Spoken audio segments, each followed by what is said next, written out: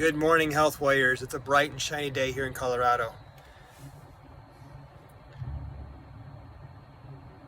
Do you know who your farmer is? Have you ever been to a farm in the last 10 years, 5 years? If you go to a farm, unless it's your own farm or your family's farm, I recommend that you go to an organic farm. Healthier soil, healthier air, more insects, things around the farm, more life. So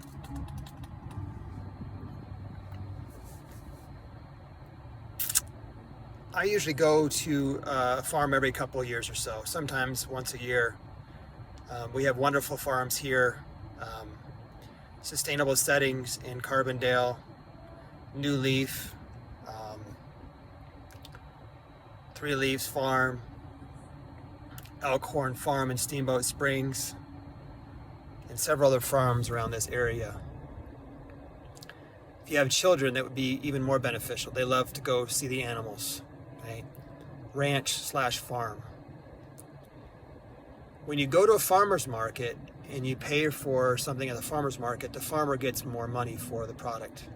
Most farmers just barely make it, or they have 2 or 3 jobs. And a lot of our farming is subsidized. Our taxpayer dollars pay for our food.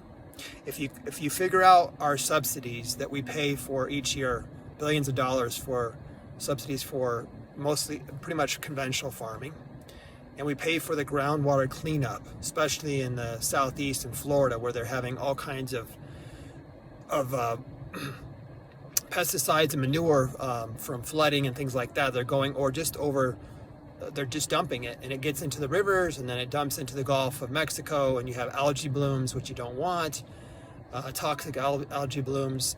But going back to the farms, when you go to a farmer's market, going back to the farmer's market, when you go to the farmer's market, on average, a person stays at a farmer's market 2.2 times or twice as long as they do at the grocery store. And there's up to 5 times more interactions at a farmer's market, obviously because you're talking to the farmers, right? Or you're seeing your friends, or you're meeting people, or people are commenting.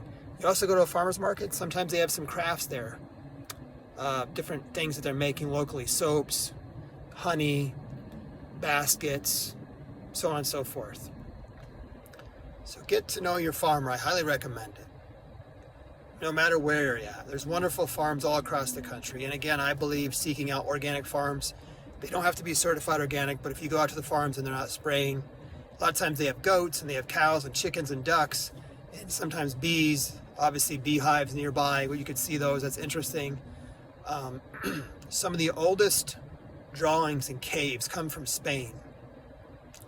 They're over 11,000 years old, and the drawings were of bees. They believed that bees were very advanced beings. They communicated in a certain way that we didn't understand. The queen bee is protected. And there's royal jelly. It's something you don't want to take for more than a couple months at a time.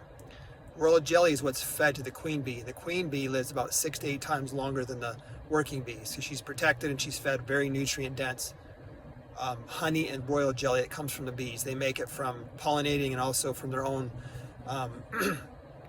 glands, from their own working bees. So royal jelly, very healing. It's used with infertility, and it's very powerful. I've used it several times. It's quite energizing. And get it infused with honey. There's a couple of companies out of Illinois that sell it, and also your local health food store should have royal jelly. Just find out how good the royal jelly is by just going on the website or contacting the farm. And I hope you have a blessed day. This video is a little bit longer than I like, so you have a wonderful day. Take care.